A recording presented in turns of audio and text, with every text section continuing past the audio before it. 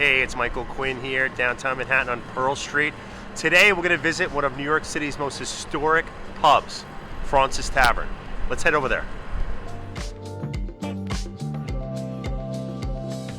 Hey, I'm here with Eddie Travers. This is the owner of Fraunces Tavern Restaurant. Hey, how are you doing? Thanks for having me here. Now we're upstairs here at the piano Bar upstairs at Fraunces Tavern. Wow, this place is just extraordinary, and it's been open for 14 months, correct? Yes. We just coming out of COVID, my wife has always been wanting us to bring in a piano bar into the tavern, and this is a space we used for a function room, and so it was busy in December and dead the rest of the year. So eventually we were like, we need to just inject something new into the place. So basically went in with very little budget, and we started from there, and now we're open 5 nights a week, Tuesday through Saturday, live performances every night, and touch wood, it's been killing it. It's been a great addition to the neighborhood. I heard that it's been a smash hit. Now, what do you attribute that to?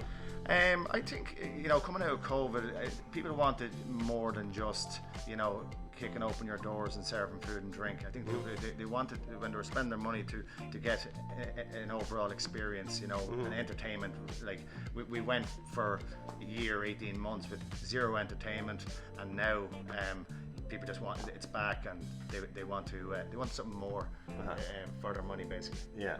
Now this place has a long history. I know the property originally was owned by Mayor Van Cortlandt, and then he sold it to the Delancey family. Yes. And then later on, it became acquired by Samuel Fraunces. Yes. Yeah. In 1762. 1762, and £2,000. And it's most famously known as where George Washington gave his farewell address.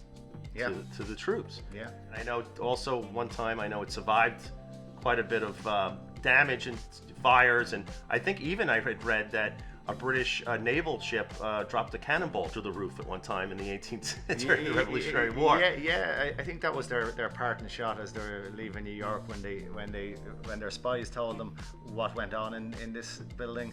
With the Sons of Liberty having their secret meetings, plotting against the British. That was their parting shot.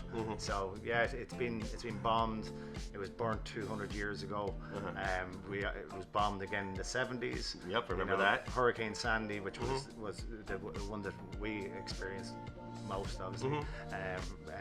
So it knocked a few times, and it's come back stronger every time. So Eddie, tell me about the people that come here. Obviously people that are interested in history, right? Because there's a lot of history here. But this area, as you well know, has become more residential over the past few years. Yeah, and it was like before COVID, we were very much, a lot of corporate, a lot of tourists. Our neighbours, our locals, we didn't know.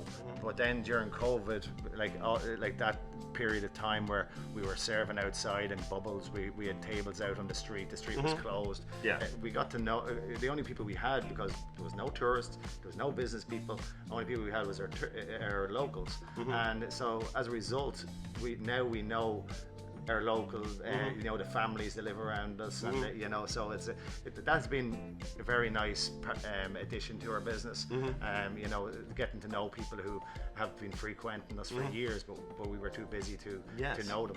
So it's made us stronger. When did you take over the business, and what made you want to? We took it over in 2010. The previous family who had it went out of business, and my partners had been looking for a place in New York City, and a friend of ours came across Fraunces Tavern. There's a bit of a story behind it in regards to our friend did a bit of research on who owned it, and it's owned by the Sons of the Revolution of New York City. So he started delving into who are the members, and he found a dentist called Dr. Simpson. So our friend Jerry made an appointment with Dr. Simpson and went in to get his teeth cleaned.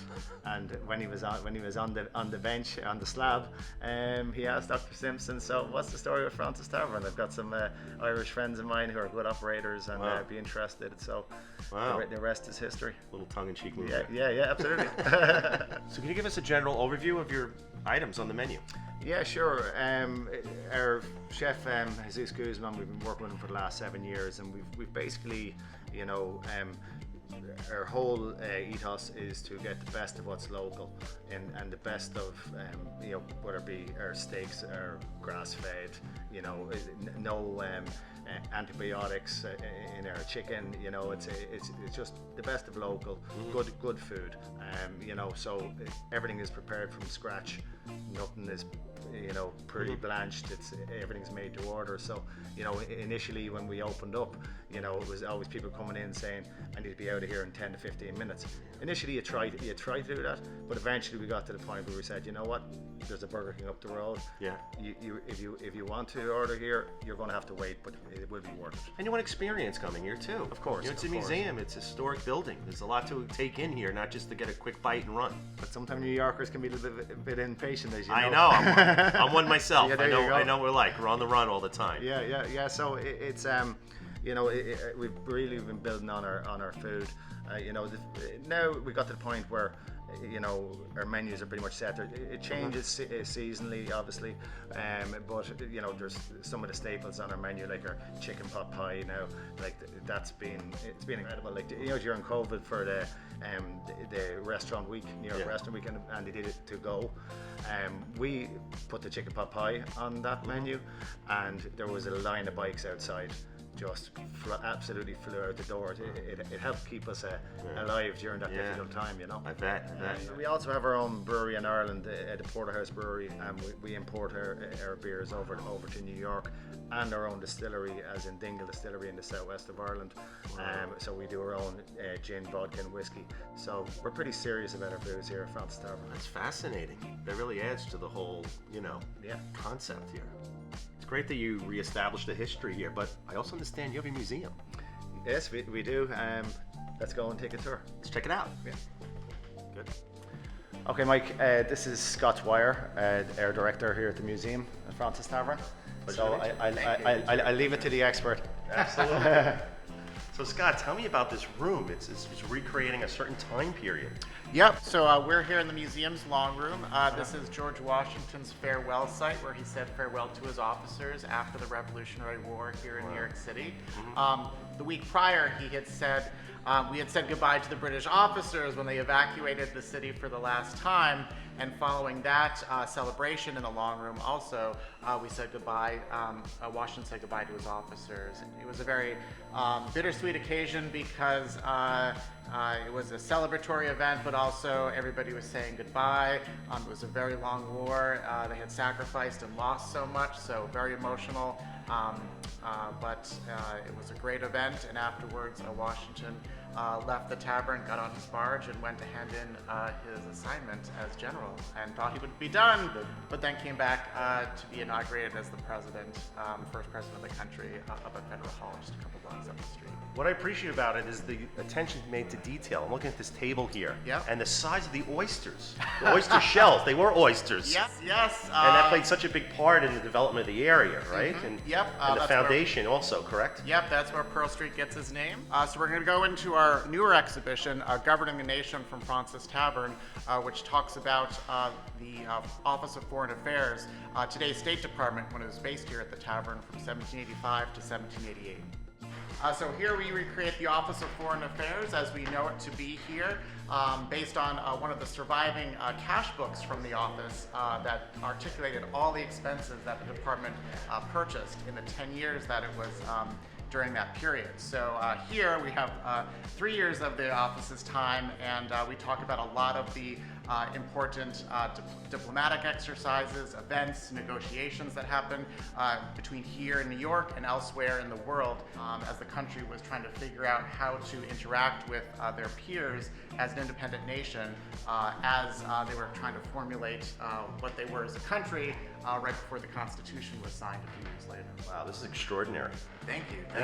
How many people come in here just for this? We've opened up really a new environment and a new group of people because we've always been known for the tavern in Washington, but we're getting a lot of people in the military because the Department of War was based here as well. A lot of people just interested in various government affiliations. So that's a second story for us that we're really trying to talk about more and really highlight because it is one of the more important events that happened here. It's fascinating. Scott, tell me about the tours here. Yeah, several different types of tours. First and foremost are docent-led tours that are free with admission that cover both the museum's content and various topics across the American Revolutionary era. We do private tours, so if you want to book something and just come in with your own group, we do that. And then, of course, our school tours, which happen in the mornings. We work with local elementary schools to bring in field trips that go through various types of school programs and educational programs that we offer. Ed, I want to thank you so much for having us here. You're very welcome. It's amazing what you've done to the place and keeping the legacy and the history of Fraunces Tavern. I really appreciate it. Thank you very much for everything. This is Michael Quinn at Fraunces Tavern for Pub and Diner Diaries.